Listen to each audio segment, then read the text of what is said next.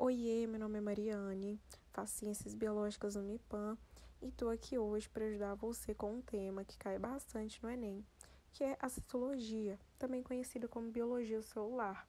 Quando a gente fala de citologia, então é o estudo das células, onde nós temos células procariontes e células eucariontes. Então, começando pelas células procariontes, elas são células que não possuem um núcleo celular definido. Então, por isso, o material genético ele vai ficar disperso no citoplasma.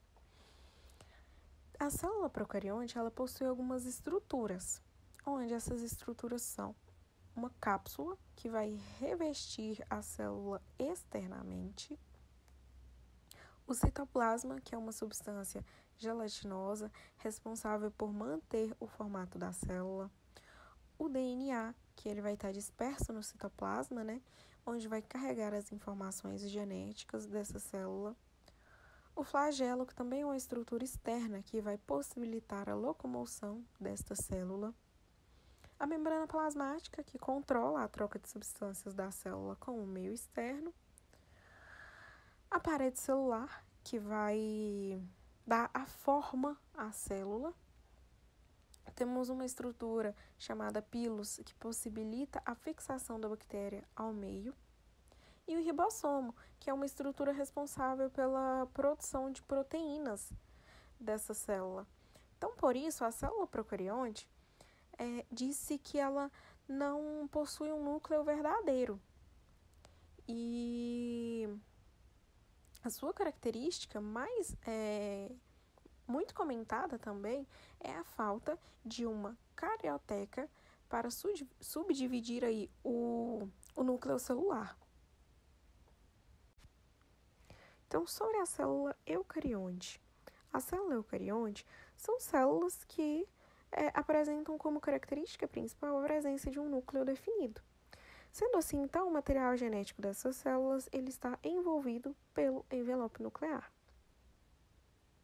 Nós encontramos algumas organelas das células eucariontes que nós temos mitocôndria, complexo golgiense, retículo endoplasmático liso e rugoso, lisossomos, peroxissomos, e nós temos duas outras organelas que são de células eucariontes vegetais, que é o vacúolo central e o cloroplastos.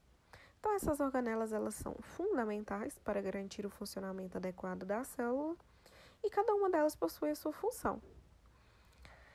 E, antes de falar das funções dessas organelas, vamos falar um pouquinho sobre a membrana plasmática, que é uma estrutura que está presente em todos os tipos celulares e ela é basicamente uma bicamada fluida de fosfolipídios, onde vão estar inseridas algumas proteínas. E a membrana plasmática não é uma estrutura fixa, sendo observado o movimento, então, de lipídios e de algumas proteínas. E ela tem a função, ela é responsável por separar, então, o meio intracelular com o meio, do meio extracelular.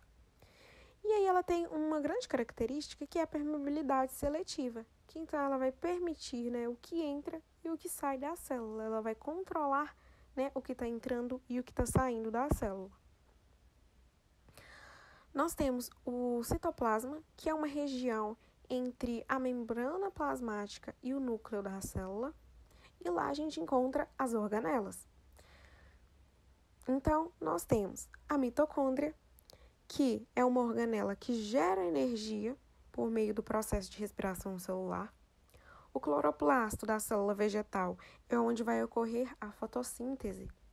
O retículo endoplasmático liso é onde está relacionado com síntese de lipídios e desintoxicação. E o retículo endoplasmático rugoso, ele está relacionado com a síntese de proteínas. Já o complexo golgiense, ele está relacionado com modificação, distribuição e o empacotamento de substâncias. Outra estrutura é o lisossomo, que ele atua na digestão intracelular. O peroxissomo atua na oxidação de moléculas tóxicas. O vacúolo central, né, da célula vegetal também, ele está relacionado com funções de armazenamento e o controle do pH da célula. E o ribossomo, ele vai realizar a síntese de proteínas. E outra estrutura, né, a outra organela, é o centríolos, que ele vai estar relacionado com a divisão celular.